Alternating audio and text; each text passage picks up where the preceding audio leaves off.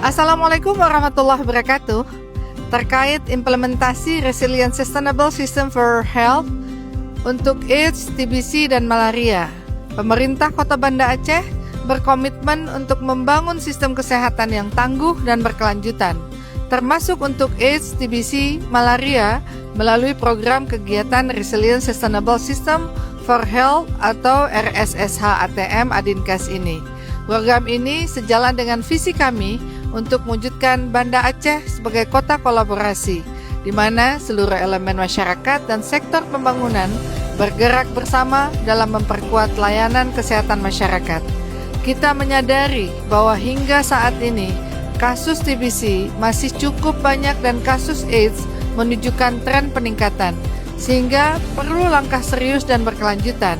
Sementara itu, Banda Aceh telah berhasil mempertahankan status eliminasi malaria, namun tetap diperlukan untuk surveillance yang konsisten agar capaian ini tidak menurun. Melalui RSSH ATM Adinkas ini, kita ingin mendorong perencanaan dan penganggaran yang selaras dengan regulasi, mencakup penanganan AIDS, TBC, dan malaria secara terintegrasi.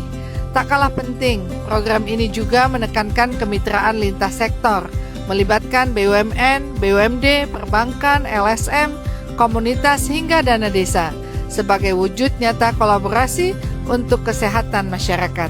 Sejak dimulai pada tahun 2022 di Banda Aceh dan kemudian diperluas ke Aceh Besar, serta PD pada tahun 2023, kami berharap inisiatif dari Adinkas ini dapat terus berkelanjutan hingga mencakup seluruh kabupaten kota di Aceh.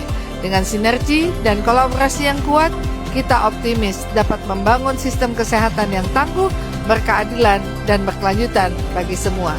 Kami, pemerintah Kota Banda Aceh, mengucapkan terima kasih atas program pendampingan dari Adinkas selama ini yang terus berjalan, dan insya Allah mudah-mudahan kita bersama bisa mewujudkan Banda Aceh yang bersih dari AIDS, TBC, dan malaria.